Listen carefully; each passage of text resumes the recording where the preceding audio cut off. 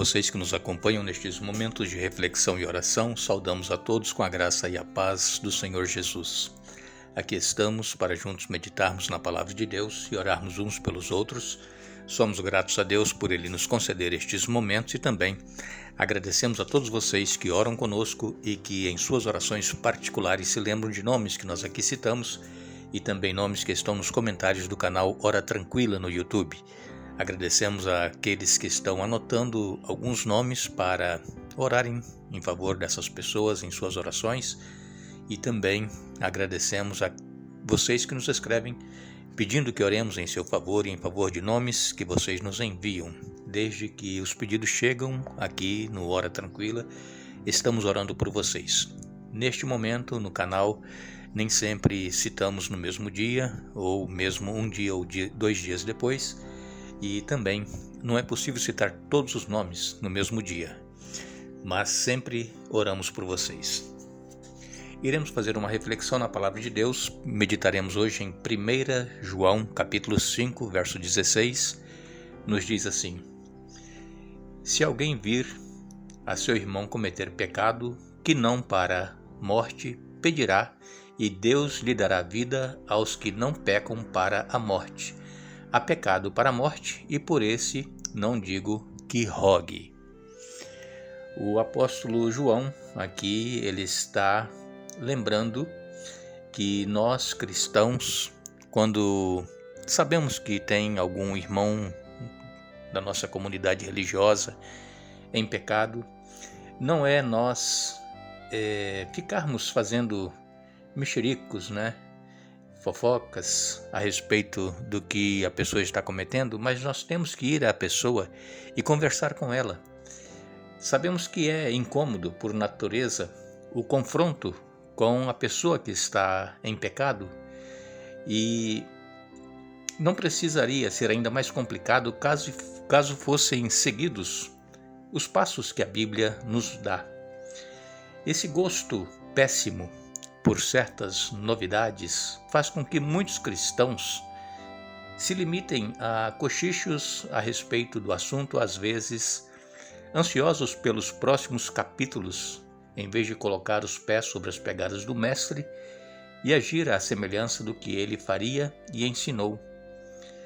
As pessoas então elas ficam ansiosas para saber o que vai acontecer depois que sabe que a pessoa está em pecado e, ao invés de ajudá-la, fica esperando os próximos acontecimentos.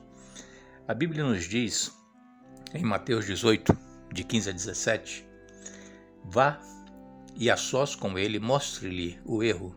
Se ele o ouvir, você ganhou seu irmão. Mas se ele não o ouvir, leve consigo mais 1 ou 2 outros.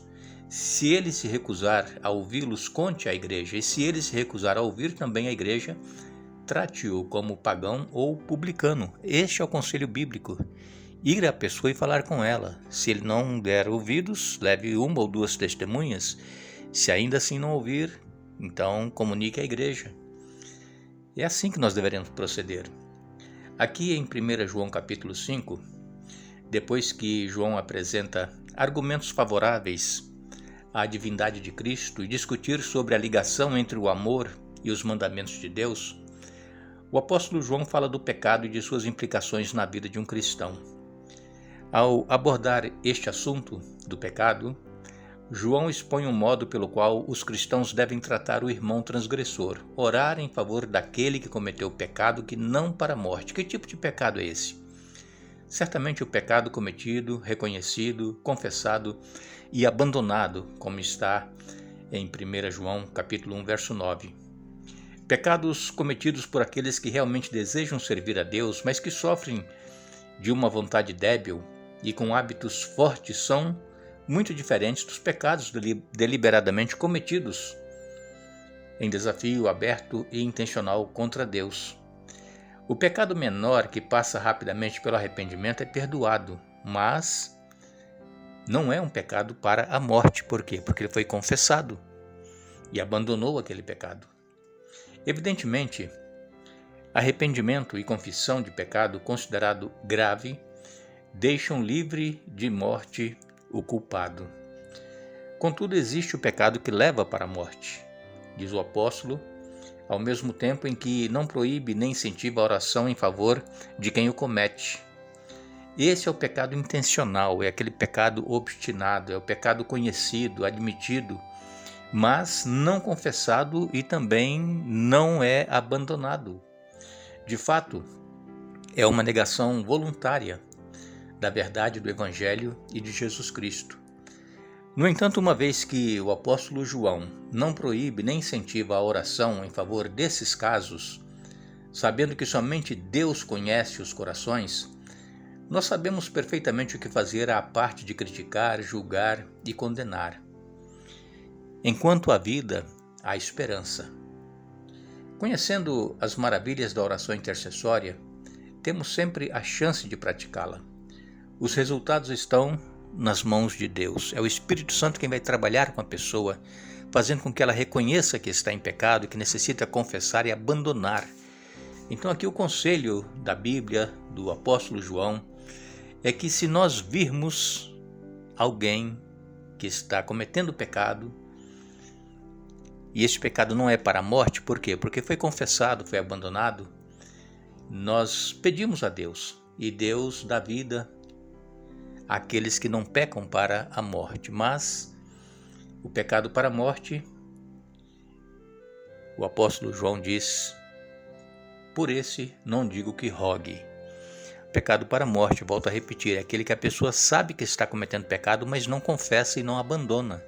Mas mesmo assim, nós deveremos interceder pela pessoa. Por quê? Porque é o Espírito Santo que vai trabalhar e convencer a pessoa, não somos nós. Nós gostaríamos de convencer a pessoa, com os nossos argumentos, mas isso é obra do Espírito Santo. Então, se nós sabemos que tem alguém da nossa família, da nossa comunidade, da nossa igreja que está em pecado, vamos orar por elas, vamos interceder.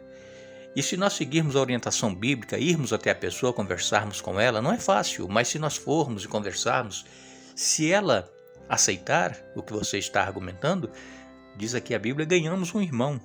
Mas se não aceitar, então leve mais uma ou duas testemunhas e depois, se não aceitar ainda, leve para a igreja.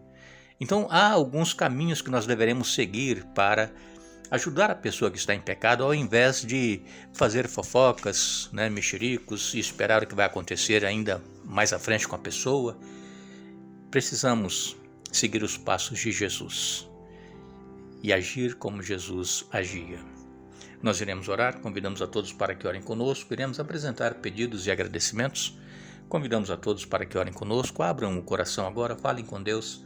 Deixe Deus trabalhar. O nosso exército de oração está a postos e juntos clamaremos ao nosso Deus. Oremos.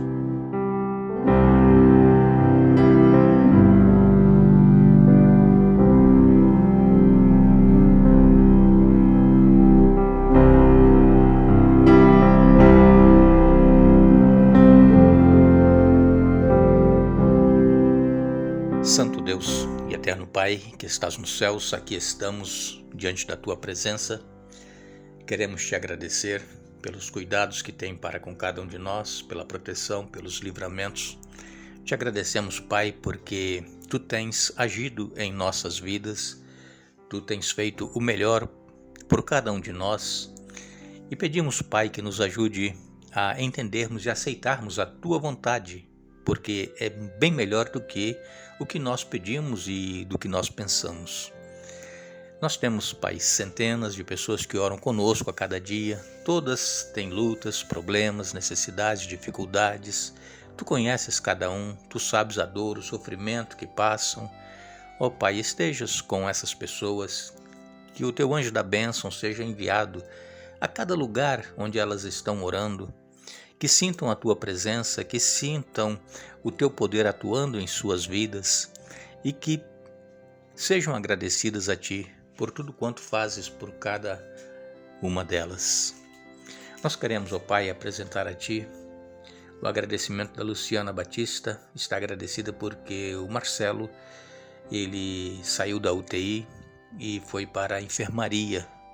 Agradecemos, Pai, porque já é uma grande vitória que o Marcelo possa se recuperar totalmente e voltar para o seu convívio em sua casa. Lúcia de Mar Stork está agradecida pelo filho Rafael, que completa mais um ano de vida que as tuas bênçãos estejam sobre ele e que possa estar pronto a ouvir a tua voz e fazer a tua vontade, que tenha muitos anos de vida.